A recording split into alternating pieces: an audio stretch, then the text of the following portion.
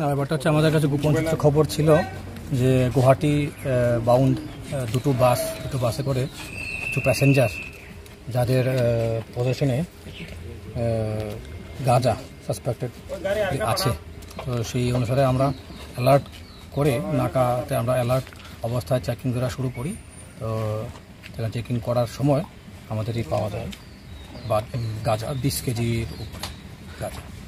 গাড়ি দুটার number number